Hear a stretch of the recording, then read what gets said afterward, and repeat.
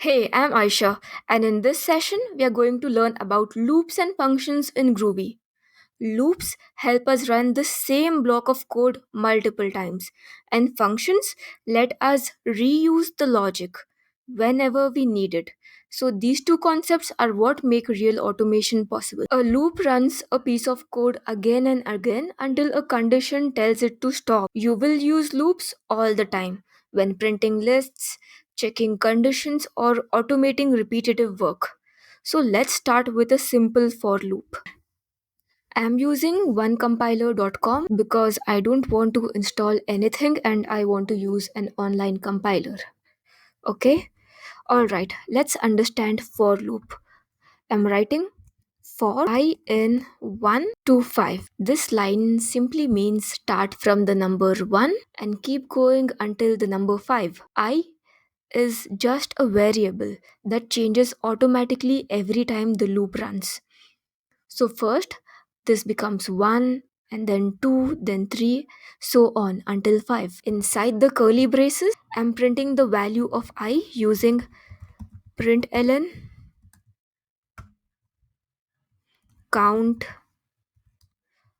dollar $I. That means in the first round, it prints count is 1. Next round, count is 2, and it keeps going until the count is 5. So in just two lines, you have written a full counting loop. Let's run this. So we can see count 1, count 2, count 3, count 4, and count 5. Now let's make it a bit smarter. This time I'm looping from 1 to 10 and I will use an if condition inside this for loop.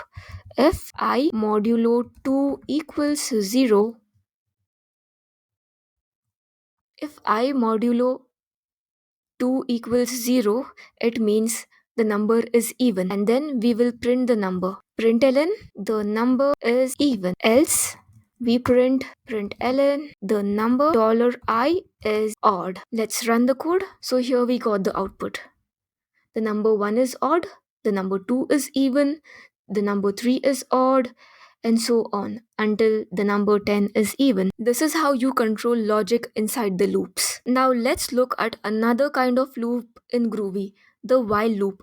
I've started by creating a variable x and I've assigned the value 1 to it. Then I've written while x is lesser than or equal to 5, which means keep running this block of code as long as x is less than or equal to 5.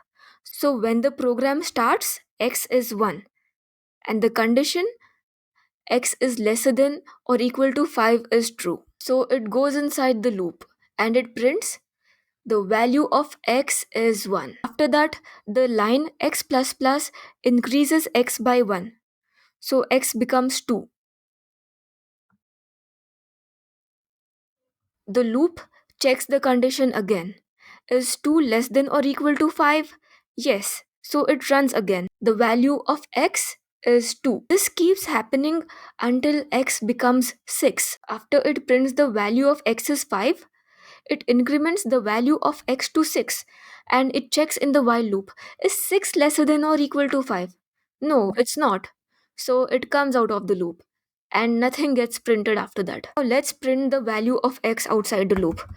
Println the value of x outside the loop is $x. So here it's printed. The value of x outside the loop is 6. One important thing to always remember is to update the value of x inside the loop. So here in the line of number 8, updating the value of x is very important. I will run the code without updating the value. Look what happens. As I've not updated the value here, it is always 1. X is always 1 and x never increases above 5. Here it keeps running forever until the program crashes and stops. So it's very important to increment the value of a variable inside the while loop. What are functions? Functions are reusable pieces of code. You define them once and call them anytime when you need the logic again. They make your code cleaner and easier to maintain. Let's see a simple example. All right, now we're learning something super useful. Functions. A function is like a piece of code that does one specific job. Instead of writing the same lines again and again, we can put that logic inside a function and call it whenever we need. So here I've created a function called greetUser. The word inside the brackets name, it's called a parameter.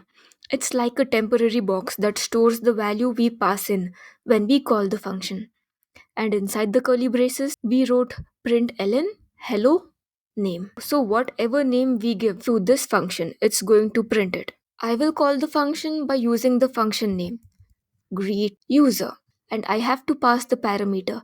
In the parameter, I'll pass Aisha. Let's run this code. So here it says hello Aisha. And now I'll not write the function again. Function is used for reusing it. So we'll print hello beautiful humans. So yes, the greet user function is being called here, and in the place of the parameter we passed beautiful humans. So here println hello beautiful humans is printed. In this way, we can use the same piece of code many times. In simple words, a function is a reusable piece of code. Functions can also return data. So let's create a function def. The function name is add numbers. It will have two parameters. Let's name them x comma y, and inside this we will return the total. Return x plus y. So here we have created a function and we can call it any number of times. So first we'll use println sum dollar flower brackets. We will call the function add number. We will add 10 comma 10. Let's run this code. We got sum is 20. Now we want to make a sum of two more numbers. We will not write this code again. We will just use the same function. Add numbers 3 comma 2. Run the code. So we have sum is 5. This makes our code clean and flexible. We don't need to repeat the same block of code many times. In real automation scripts, you will often combine both loops and functions. The loops handle the repetition and the function define the logic you want to run.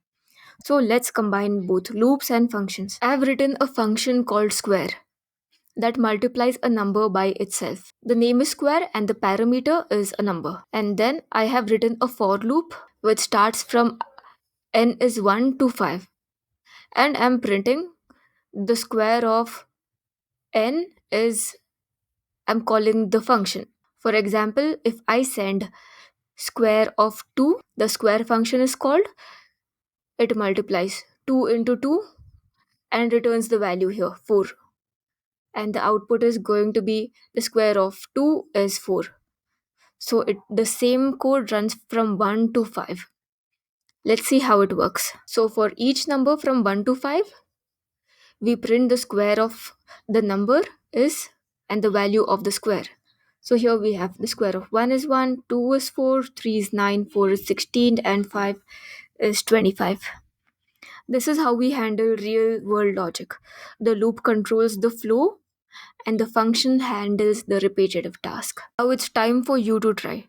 Create a function that checks if a number in the list is even or odd, and then use a loop to go through the list and print whether the number is even or odd. Pause this video and try it on your own and share your outputs in the comments. In this video, you have learned about for loops and while loops, functions, and how to return the values, and you have also learned how to combine the logic for functions and loops. In the next session, we'll explore how to filter, sort, and transform data, the kind of logic that's used every day in DevOps and automation scripts.